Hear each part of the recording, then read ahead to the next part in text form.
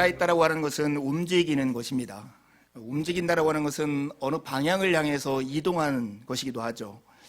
이동을 할 때 우리가 방향을 놓치지 않기 위해서는 세 가지를 알아야 합니다. 첫 번째, 내가 누구인지를 알아야 하고, 두 번째는 지금 내가 어느 곳에 있는지를 알아야 하고, 세 번째는 우리가 어디를 향해서 가고 있는지를 알아야 합니다. 그럴 때 우리는 방향을 놓치지 않을 수 있습니다. 신앙의 생활 역시 우리가 무엇인가 어디를 향해서 순례자처럼 가고 있는 것이라는 은유가 우리가 잘 알고 있는 이야기입니다. 신앙생활에서도 방향을 잃지 않기 위해서 우리가 알아야 할 세 가지가 동일합니다. 내가 누구인가, 그리고 우리는 어느 곳에서 살고 있는가, 그리고 우리는 어느 방향을 향해서 나아가고 있는가 하는 것을 알아야 합니다. 그리스도인들이 누구입니까? 오늘 본문이 우리에게 가르쳐주는 것은 하나님께로부터 난 자라고 말씀합니다. 우리는 어디에 있습니까? 그러나 죄로 물든 세상 가운데 살아가고 있습니다. 그러나 우리가 어디를 향해서 가고 있습니까? 그리스도의 형상, 우리의 믿음의 표현인 온전히 사랑하는 삶을 향해서 우리의 삶의 방향은 나아가고 있습니다. 이 사실을 알 때 우리는 우리의 삶 가운데 담대함과 용기를 가지고 우리가 뜻하지 않는 현실 가운데서도 인내하면서 살아갈 수 있는 힘을 가질 수 있습니다. 오늘 본문 1절에서 3절은 지난주 우리가 나눴던 말씀의 요약과 같습니다. 지난주 우리는 우리 안에 부어주신 성령이 우리 안에 계시고 성령으로 인해서 우리 안에 그리스도의 생명이 있다는 것을 어떻게 알 수 있는가? 두 가지를 통해서 알 수 있다고 확인했습니다. 하나는 우리 입술을 통해서 우리의 마음이 믿는 바를 고백할 때 성령이 우리 가운데서 일하시고 우리에게 새로운 생명으로 역사한다는 것을 알 수 있습니다. 두 번째는 이 믿음의 표현으로서 우리의 삶이 같은 믿음을 가진 형제와 자매들을 사랑하는 걸 통해서 우리가 우리 안에서 성령이 역사하고 있다고 하는 것을 알 수 있다고 했습니다. 오늘 본문이 하시는 말씀이 그와 같습니다. 예수가 그리스도이심을 믿는 자마다 하나님께로부터 난 자이고, 그런 사람들은 자기를 낳으신 하나님을 사랑할 뿐만 아니라 그분이 낳으신 다른 형제자매를 사랑하는 것이다. 하나님의 계명이 서로 형제를 사랑하는 것인데, 서로 사랑하는 것이야말로 하나님의 계명에 순종하는 것이다. 이렇게 말씀합니다. 예수가 그리스도이심을 믿고 그 입술로 시인하는 것은 그 사람이 바로 하나님의 자녀라고 하는 증거입니다. 그리고 그 믿음은 형제를 사랑하는 걸 통해서 표현되기 마련입니다. 여러분, 우리가 잘 생각해 보면 지금 우리가 예수 그리스도를 주로 고백하며 예배하는 현장에 있다라고 하는 이 사실, 그리고 우리의 마음에 온전히 들지 않으면서도 불구하고 우리 육신의 가족이지 않음에도 불구하고 그 사람을 받아들이고 사랑하고 힘써야겠다는 마음의 부담감과 수고를 아끼지 않고 있다는 이 사실이 얼마나 복된 현실인지 모릅니다. 이것이야말로 우리가 하나님의 자녀라는 증거인 것이죠. 그렇습니다. 정말 우리는 놀랍게도 하나님의 자녀입니다. 정말 우리는 다시 태어났고 주님의 생명이 우리 안에 있는 사람들입니다. 예수를 하나님의 아들 그리스도라고 고백하고 또 형제 자매를 주님이 우리를 사랑하신 것처럼 같이 사랑하는 것, 그것이야말로 우리가 하나님의 자녀라고 하는 것을 알 수 있는 매우 눈에 보이는 현실입니다. 여러분, 우리의 성도들 모두 한 명 한 명이 하나님으로부터 난 우리가 누구인지를 알고 우리가 어느 현실에서 살고 있는가, 그리고 어디를 향해서 가고 있는가를 분명히 인식함으로써 이 땅을 살아가는 삶의 풍요로움과 부요함을 누리며 살아가는 지체들이 되기를 간절히 바랍니다. 이 사실이 우리가 가볍게 들릴 수 있겠지만 참으로 중요하다고 생각합니다. 특별히 이번 주 본문을 준비하면서 저에게도 이것이 참 중요하다는 생각을 여러 번 했습니다. 우리는 자본주의 경제 질서 속에 살아가고 있죠. 모든 가치를 돈으로 환산합니다. 그리고 돈으로 환산되는 것들만 그것을 가치 있다라고 여기는 그런 시대 가운데 살고 있습니다. 그래서 이것을 개인적으로 적용하다 보면 어떤 사람이 경제적 쓸모가 없으면 그 사람의 가치는 없는 것처럼 취급되는 이런 시대입니다. 돈을 벌지 못하고 돈을 충분히 벌지 못하면 그만한 가치가 없다는 것처럼 여겨지는 시대 아닙니까? 이 경제적 쓸모가 없는 사람들이 사회에서 동정을 받을지언정 사랑을 받는 일은 참 드문 것 같아요. 이런 시대 속에서 그리스도인들조차도 이 문화를 공기처럼 호흡하면서 서로를 보면서 저 사람이 어느 정도의 연봉을 받고 어느 정도 경제적인 능력이 있는 것을 따라서 그 사람의 가치를 판단하고 있다면 우리도 세상의 문화에 물들여 있지 하나님의 뜻대로 우리를 바라보지 못하는 그런 삶을 살고 있을지 모릅니다. 여러분, 우리가 경제적 쓸모가 없다 할지라도 하나님 안에서 우리가 얼마나 복되고 귀하며 우리가 어떤 삶을 향해서 지금 나아가고 있는가를 오늘 본문의 말씀을 통해서 꼭 붙드는 이 시간이 되기를 간절히 바랍니다. 이번 주에 친구로부터 하나 기사를 이렇게 전달받았습니다. 그 기사의 내용은 이런 거예요. 만약 내가 바퀴벌레로 변한다면, 요즘 아이들 사이에 흔하게 유행되는 그런 질문과 답이라고 합니다. 저는 한 번도 듣지 못했지만 그렇다고 그래요. 이것은 원래 카프카의 변신이라고 하는 그 소설을 모티브로 해가지고 어떤 사람이 우연히 만든 질문이었는데 그것이 유행처럼 번지고 있다라고 이 필자가 얘기했습니다. 카프카의 변신에 보면 그레고리 잠자라고 하는 사람이 어느 날 갑자기 잠에서 깨어봤더니 자기가 흉측한 벌레가 되어 있잖아요. 벌레가 되어 있어서 사실은 이 잠자가 그 집의 살림살이를 다 책임졌고 사업이 망해서 자기가 들어간 직장에서 많은 대출을 받아서 그 가게를 근근히 유지하고 있는데 이제는 돈벌이를 할 수가 없게 된 거예요. 그래서 그런 처지에서 자기의 쓸모없는 처지에서 가족들에게 다가가려고 세 번을 시도했지만 두 번째 시도에서 빨리 방 안으로 들어가라는 아버지가 던진 그 사과 조각에 맞아서 흉터가 나고 그 흉터가 아물지 않고 결국 잠자는 잠자게 되는 것이죠. 이게 카프카의 변신인데 이것을 가지고 사람들에게 질문하는 거예요. 만약 내가 바퀴벌레로 변한다면.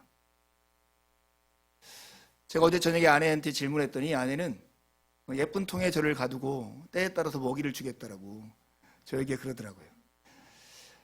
이 기사를 보내준 친구에게도 제가 물었습니다. 그래, 내가 그러니까 이 바퀴벌레로 변하면 너는 나를 어떻게 할 건데? 이렇게 친구한테 물었더니 이 질문은 날마다 같이 사는 사람한테 하는 질문이야 그러더라고요. 날마다 같이 사는 사람한테. 여러분은 어떻게 하겠습니까?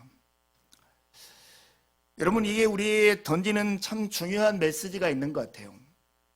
이 사람이 늘 나에게 도움을 주고 의지했던 사람인데 이 사람이 나에게 쓸모가 없어질 때 그럼에도 불구하고 이 사람의 존재 가치가 있고 복된 사람이라는 걸 여러분 인식할 수 있습니까? 그리스도인이라면 그래야 한다고 생각합니다. 설교를 준비하면서 이렇게 생각해 봤어요. 만약에 하나님께 내가 이 질문을 던진다면 하나님은 어떻게 대답하실까? 하나님, 제가 만약 바퀴벌레로 변한다면 하나님은 어떻게 하시겠어요? 이런 질문을 하나님께 드리는 걸 상상해 봤습니다. 그러면서 떠오르는 말씀이 이사야 41장 14절에 있는 말씀이에요. 이런 말씀이 있습니다. 너 지렁이 같은 야곱아, 벌레 같은 이스라엘아, 두려워하지 말아라. 주께서 말씀하시기를 내가 너를 돕겠다. 나 여호와의 거룩한 하나님이 너를 속량하셨다고 하여라. 이런 말씀이 있습니다. 이 말씀에 비춰봐요. 이스라엘이 마치 죄를 범해서 하나님의 눈앞에 지렁이 같고 벌레 같을 때 하나님 그 풍성하신 은혜로 그들을 속량하시고 그들을 도우셨던 하나님입니다. 그리고 우리가 아직 죄인 되었을 때 예수 그리스도를 우리 가운데 보내심으로써 우리를 향한 당신의 사랑을 확실히 증명하신 분이 하나님이십니다. 이 말씀에 기초하건대 하나님, 만약 내가 바퀴벌레로 변한다면 하나님은 어떻게 하시겠습니까? 이런 질문을 하면 하나님은 이렇게 답하실 것 같아요. 그래, 야, 너가 바퀴벌레로 변할 일도 없겠지만 나는 바퀴벌레로 변한 너를 나를 닮은 형상으로 만들고야 말겠다. 이게 하나님의 답변일 거라는 생각이 했습니다. 성경은 이렇게 말씀합니다. 지렁이와 같고 벌레 같은 인생들을 하나님이 온전히 그분의 은혜로만 우리를 하나님의 영광에 참여하는 하나님의 형상을 닮은 하나님의 식탁에서 함께 음식을 나누는 자로 우리를 만드시고 변화시켜가고 있다 하는 것이 성경이 우리에게 증언하는 것입니다. 오늘 말씀을 통해서 이 복된 현실이 여러분의 삶에 잘 박힌 무처럼 새겨지는 귀한 시간이 되기를 간절히 바랍니다. 우리가 알아야 할 첫 번째 것은 우리가 누구이냐 하는 것입니다. 4절 상반절에 보면 무릇 하나님께로부터 난 자마다 세상을 이기느니라 말씀합니다. 여기 보면 우리가 누구인가가 분명하게 나타나 있습니다. 우리는 하나님께로부터 난 자입니다. 하나님께서 낳으신 자입니다. 우리의 수고나 노력, 훈련과 공부를 통해서 우리가 만들어지는 존재가 아닙니다. 하나님께서 우리를 낳으셔서 존재케 된 사람들. 그래서 누구든지 그리스도 안에 있으시면 바울 사도는 모든 사람이 새로운 피조물이다. 새롭게 태어난 존재다. 이렇게 말씀합니다. 이런 존재는 우리가 지금까지 상상할 수 없었던 세상을 바라볼 수 있고 그 세계에 참여할 수 있고 그 영광을 누릴 수 있는 존재로 부름을 받은 사람들입니다. 아까 우리 설교에서 골방귀에 콧방귀라고 하는 그 이야기를 나눈 것처럼 많은 사람들은 자기가 가지고 있는 삶의 울타리 안에서 자족하고 만족하면서 그 울타리 밖에 있는 하나님의 세계에 대해서 마음을 열고 바라볼 수 있는 기회를 갖지 못합니다. 이번 주 읽은 책에 칼 바르트라는 사람이 쓴 예화가 하나 있습니다. 그분이 성경을 무시하면서 우리의 인식과 우리의 경험의 세계에 갇혀 있는 그런 사람들을 빗대서 이런 우화를 들었어요. 어떤 사람이 창고를 근사하게 짓고 사람에게 쓸모에 필요한 모든 것을 다 갖춰 놓았어요. 그리고 거기서 집 밖으로 나가지 않고 거기서만 계속 살았던 거예요. 거기는 먹을 것도 있고 마실 것도 있고 놀잇감도 있었어요. 하루하루 시간이 지나니까 그 창고 창문에 먼지가 자욱하게 피어서 더는 이제 밖에가 보이지 않는 그런 정도가 된 거예요. 근데 그 집 아이 하나가 궁금한 거예요. 그래서 긁을 걸 가지고 먼지가 덕지덕지 붙어 있는 그 창문을 이렇게 긁었어요. 봤더니 그 창고 안에서 볼 수 없는 정말로 화려하고 아름다운 세상이 보이는 거예요. 너무 신기해서 이제 창가에 가서 계속 밖을 바라보는데 어느 날 어떤 어른이 아이의 손을 잡고 나와서 하늘을 가리키면서 너무나 기뻐서 막 뛸 듯 어찌할 줄 모르고 있는 거예요. 그런데 이 아이가 하늘을 보려고 고개를 이렇게 처미로 봐도 처마 때문에 하늘이 보이지 않고 그래서 밖에 뭐가 있길래 그렇게 기쁘냐 이렇게 물었더니 하늘에는 지금 비행기가 날아오고 있다고. 뭉게구름이 떠 있는데 너무나 아름답다고 그 얘기를 하는 거예요. 여러분, 우리가 새로운 피조물이 되었다, 하나님께로부터 났다라고 하는 것의 의미는 우리의 경험과 우리의 지식에 한계된 세상 가운데서만 사는 게 아니라 우리의 지식과 경험을 뛰어넘는 하나님의 세계, 하나님이 우리 가운데 일하시는 그 현실 가운데 참여해서 살아가는 존재가 되었다는 의미입니다. 우리는 새로운 피조물입니다. 하나님께로부터 나온 사람들입니다. 여러분, 이것이 얼마나 중요한지 여러분 우리의 시대하고 빗대어보도 알 수 있습니다. 우리는 우리가 누구인가를 우리의 소유와 우리의 경력과 우리의 실력을 통해서 늘 증명하고 점검받는 세상 가운데 살지 않습니까? 너의 이력이 뭐야? 너의 성적이 뭐야? 네가 얼마만큼 할 수 있는데 그거에 따라서 내가 너를 점수 매기고 너의 가치를 평가해 주겠어. 돈으로. 이런 생각 가운데 살고 있습니다. 그런데 성경은 오늘 우리에게 이렇게 말씀하는 거 아닙니까? 너는 돈으로 가치를 판단할 수 없는 하나님이 지으신 하나님의 작품이야. 너의 이마에 하나님의 도장이 찍혀 있어. 너의 가치는 사람들의 쓸모에 있는 게 아니라 그냥 그 자체로 가치가 있는 거야. 우리가 그리스도인으로서 이 땅을 살아가면서 알아야 할 첫 번째 중요한 지식이 이거예요. 우리가 누구이냐는 거예요. 우리는 하나님께로부터 난 자들입니다. 그런데 이 사실을 우리가 믿을 수 없는, 참으로 믿음으로 받아들이기 어려운 이유 중에 하나가 우리가 어디에 살아야 하는 것과 관련이 있습니다. 하나님께로부터 난 자, 하나님의 자녀임에도 불구하고 우리가 살아가는 세상은 죄로 물든 세상 가운데 살고 있다고 하는 것입니다. 우리는 세상, 하나님을 대적하여 거짓과 폭력과 분열이 난무한 그런 세상 가운데 우리가 살고 있기 때문에 정말로 우리가 하나님의 자녀라면 어떻게 우리가 이런 세상 가운데 살까 하는 질문과 의심을 가지고 이 땅을 살아가기 마련입니다. 세상이 정말 무서운 것은 이런 거예요. 이 창고 안의 삶이 그 사람의 전부인 것처럼 마치 이 세상의 문화와 이 세상의 가치와 우리의 왜곡된 본성들은 우리 삶의 기준들을 제시해요. 그래, 토익 950점 그 점수를 맞아야 실력 있는 사람이지. 연봉 1억 이 정도는 있어야 너 정말 실력이 있고 인간다운 삶이고 너 성공한 사람이지.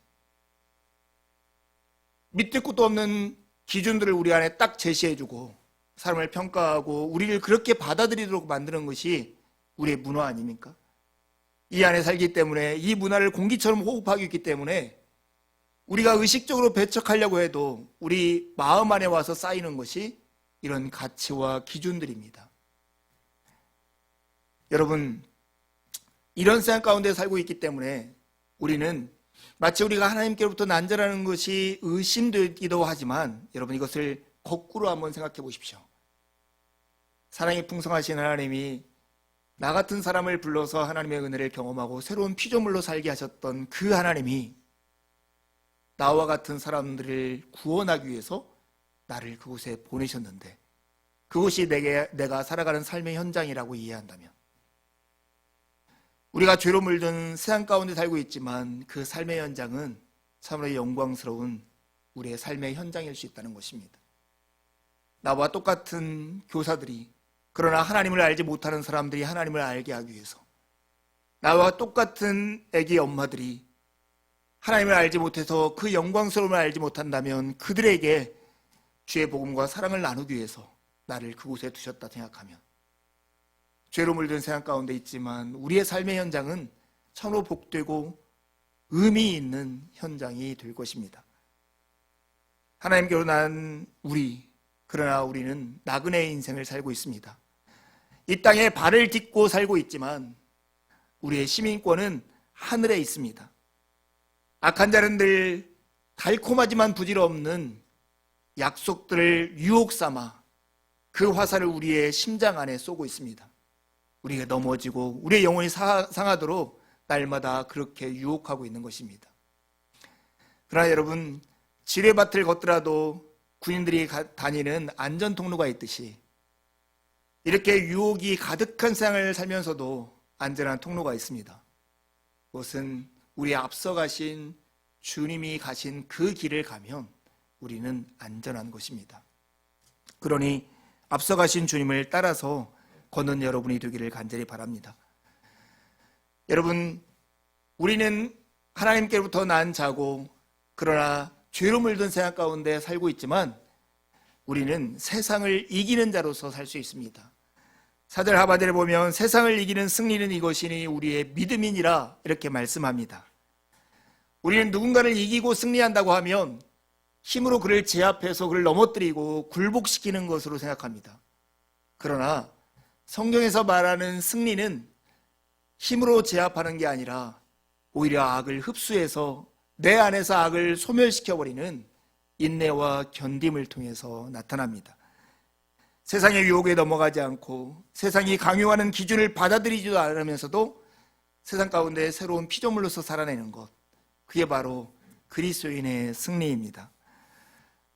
에베소 6장에 보면 하나님의 전신갑주를 입으라 하는 말씀이 나옵니다. 이렇게 나오죠.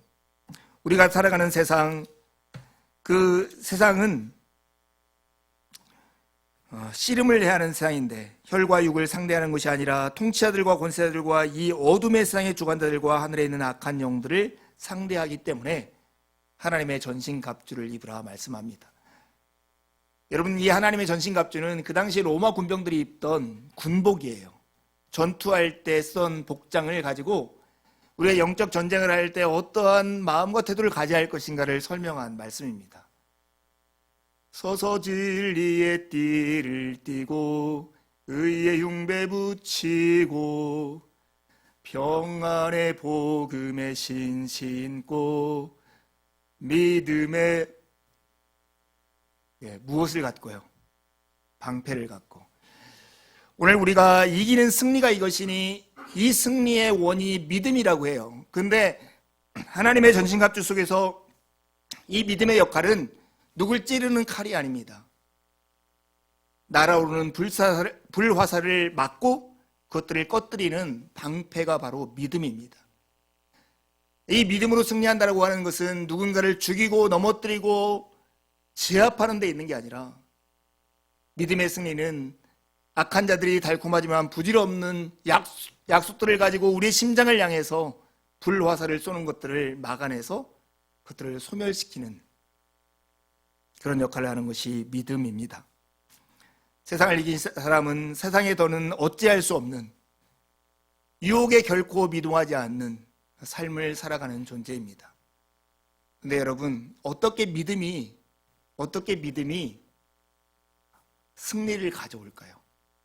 어떻게 가져올까요? 오늘 본문 1절과 5절에 보면 믿음의 내용 두 가지가 나옵니다. 1절은 예수가 그리스도이심을 믿는 것이고, 5절에서는 예수가 하나님의 아들이심을 믿는 것, 이렇게 나옵니다. 이 예수님은 요한복음 16장 33절에 제자들에게 이렇게 말씀하셨습니다. 세상에서 환난을 당하나 담대하라, 용기를 가져라. 왜냐하면 내가 세상을 이겼기 때문이다. 예수님의 싸움은 힘으로 악한 자를 제압하는 방식이 아니라 십자가에서 그들의 욕망과 그들의 악들을 담아서 없애버리는 역할로 예수 그리스도의 승리를 가져왔습니다. 예수님이 공생애를 시작하면서 세례를 받으시고 시험을 받으러 광야에 나가셨습니다. 40일 동안 굶주린 상태에서 사탄이 와서 예수님을 시험합니다. 세 가지 시험은 돌로 떡덩이를 만들라는 것, 성전 꼭대기에 올라가서 뛰어내리라, 높은 산에 데려가서 나에게 절하면 너에게 모든 권세를 주겠다 하는 유혹이었습니다. 이것은 그 시대로 보면 예수님을 향해서 이 시대의 방법을 통해서 네가 꿈꾸는 혁명, 승리를 쟁취해보라고 하는 유혹들이었습니다. 네가 돌을 떡덩이로 만들면 많은 사람들이 너를 열광하고 너를 따를 것이다. 이런 민중을 이끌고 혁명을 이루어봐라. 예수님은 그 유혹을 거절합니다. 성전 꼭대기에 올라가서 뛰어내렸는데도 죽지 않으면 너의 기적을 보고 사람들이 너를 따를 것이다. 그 기적들을 가지고 세상을 변화시켜봐라. 네가 나에게 굴복해서 나에게 절함으로써 나에게 권세를 받아 그 힘으로 세상을 변화시켜봐라. 이게 예수님이 받았던 세 번의 유혹이었습니다. 그러나 예수님은 이 모두를 거절하십니다. 그리고 우리가 잘 알다시피 십자가의 길을 걷습니다. 죄인들의 폭력을 자신의 몸 안에, 마음 안에 다 받아내시고 그것을 품고 십자가에서 죽으셨습니다. 그런 예수를 하나님은 죽은 자 가운데서 살려내심으로 죄악이 추구하던, 폭력이 추구하던, 인기가 추구하던 허망한 혁명의 길이 아니라 돌이킬 수 없는 하나님의 방법의 승리를 이 땅에 가져온 것입니다. 우리가 예수가 하나님의 아들 그리스도다 믿는 것은 이런 고백입니다. 나사렛에 살았던 평범한 한 사람 예수가 하나님의 아들이요 하나님이 보내실 종말의 구원자인데 그분 안에서 하나님은 모든 구원을 이루셨다. 창조세계를 회복하고 우리의 구원을 이루는 데 필요한 모든 것이 예수 그리스도 안에 전부 다 완성되었다. 이 고백이 우리가 예수를 그리스도라고 하나님의 아들이라고 믿는 고백 안에 담긴 내용입니다. 그러니 우리의 구원을 위해서, 우리가 누구인가를 증명하기 위해서, 우리의 미래를 위해서 어떤 증명과 변명이 필요 없다라고 하는 것이 이 고백 속에 담겨 있습니다.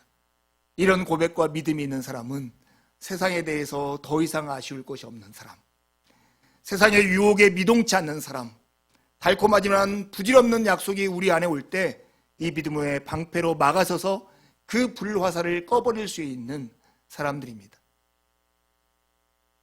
그래서 세상을 이기는 승리는 이것이니 우리의 믿음이라고 오늘 말씀하는 것입니다.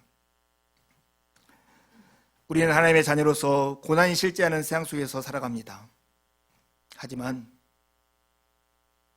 용기를 잃지 마십시오. 세상을 이기신 예수님께서 친히 우리의 목자가 되어서 우리 곁에 계십니다. 그분이 우리의 목자이시기 때문에 세상에 대해서 우리는 아쉬울 것이 없는 사람들입니다. 저는 이번 주 며칠 동안 가평에 있는 필그림 하우스라는 곳에 가서 쉬다가 왔습니다. 죄송하지만 제가 2년 동안 노예 서기를 하면서 좀 지쳐서 좀 쉬고 싶은 마음이 제게 있었던 것 같습니다. 참 가평이라는 곳이 참 좋더라고요. 높은 산이 있으니까 계곡이 너무 좋아요. 근데 그 필그림 하우스 바로 앞에 제법 넓은 천인데 계곡물이 잘 흐르고 있었어요. 여름에는 정말로 많은 사람들이 와서 물놀이를 하겠다 하는 계곡이었습니다. 낮에 햇빛이 너무 잘 내리쬐는 날 거기 밑을 내려갔어요. 정말 바위 위에 앉아가지고 양말을 벗고 발을 물에 담근 다음에 거기서 한참 동안을 있다가 왔습니다. 한참 있는데 이런 생각이 들었어요. 이런 좋은 계곡에 왜 사람이 아무도 없지? 왜 아무도 없을까요? 진짜 아무도 없어요. 저녁 늦게 차를 타고 그곳에 돌아오는데 한 10km 동안 차를 한 대도 보지 못했어요. 평일이니까. 아직 더워지지 않아서. 제가 이런 생각을 했어요. 아니, 이렇게 좋은 계곡, 이렇게 좋은 산, 특별히 거기는요, 한 10가지 정도의 꽃이 동시에 피어 있어요. 지금도 개나리가 있고요, 매화가 있고요, 사막 장미가 있고, 금잔화가 있고, 벚꽃이 아직도 피어 있어요. 사과꽃이 피어 있어요. 이걸 이렇게 동시에 이런 꽃을 보신 적이 있으세요? 그 아름답고 좋은 계곡에 사람들이 없는 이유는 아직 더워지지 않아서. 정말 7, 8월 정말 덥고 운전하기 힘들고 어려울 때 왜 거기를 와서 노는지 그때만 와서 놀더라고요. 제가 목사다운 상상과 묵상을 할 거 아니에요. 정말 그런 것 같다. 이 좋고 아름다운 곳에 사람들은 정말 덥고 힘들 때 그때만 잠깐 왔다 가는구나, 이런 생각을 하게 됐습니다.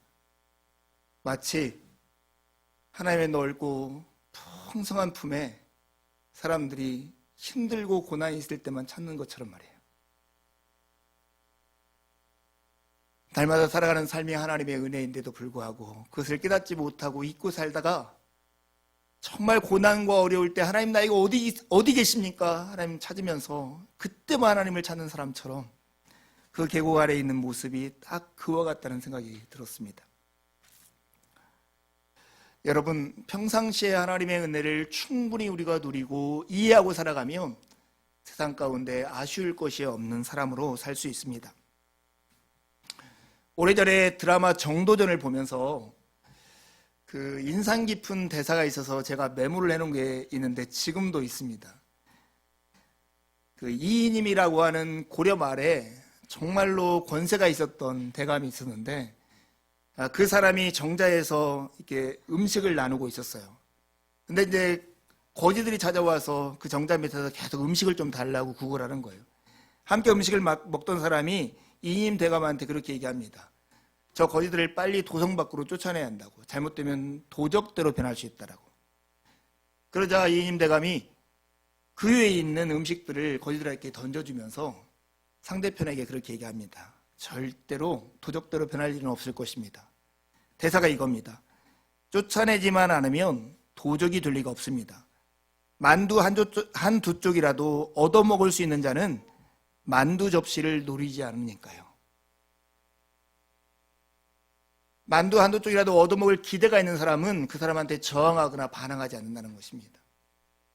여러분, 세상의 문화가 잘못되고 세상의 질서가 왜곡되고 분열과 다툼과 갈등과 거짓이 있는 이 세상에 대해서 저항할 수 있는 사람은 누구냐?